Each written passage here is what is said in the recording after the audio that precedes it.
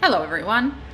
Today we're going to be looking at changes in mass and volume when in respect to chemical reactions. The chemical reaction that we're going to conduct is going to be in a Ziploc bag, and you probably have done this one before. So we're going to place around a teaspoon of sodium bicarbonate into the Ziploc bag. Okay, just at the bottom there. So that's a white powder solid. And then we're also going to place another teaspoon of calcium chloride into the bottom of our Ziploc bag there as well. The last component is a combination of universal indicator and water.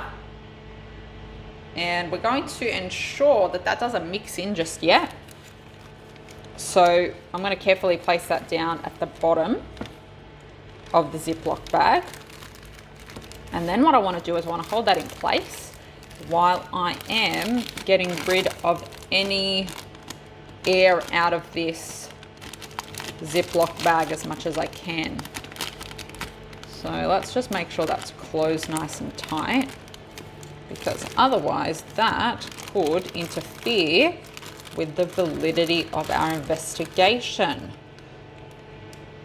Okay, so we want to make sure this is a sealed environment, that there's nothing in this system that is entering in after this, and there's nothing that is exiting.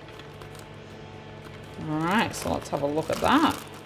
Oh, before we spill it over. So that's fairly devoid of any gas inside there. Then we want it, before we spill it over, we want to get a measurement of the mass of this whole bag. All right, so that is looking like it is 34.10 grams. Now we're going to conduct the experiment. So we're going to give that a bit of a shake, get those reactants mixing. So you can see we've got lots of bubbling. We've got a pink color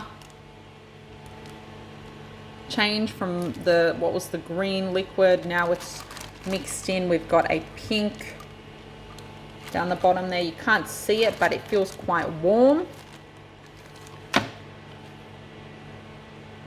And we'll just let that bubble up.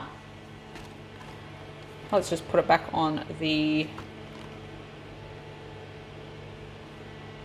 scale, and it's sitting at 33.78, very close to our original mass. Could be a bit of a problem because if it's not sitting quite right on the electronic balance. There we go. Okay, no, it's still at 33.73. Okay, so it's very close to the original mass, 0.3 of a gram difference. Theoretically, because we should have an absolutely sealed environment, from when we looked at our investigation, our lesson on the law of conservation of mass, I just want you to have a think about what should be the mass change, if any, in this particular reaction. Okay, bearing in mind that this, this is an imperfect setup. Okay, we can't know for certain that this is absolutely closed and sealed. Okay, if there's a little air pocket somewhere, well, then something could escape out. And the other thing I want you to take note of for your discussion questions that you'll do as a follow-up to this is you'll remember that I ensured that there was no gas, no air in the Ziploc bag, okay, prior to starting the investigation. But now you'll notice, if I just squish it down, there's quite a bit of gas. So that's what I want you to think about. What's happened to the volume of gas? What has happened to that in terms of its changes over the course of this chemical reaction? Okay, final mass we've got here is 33.62.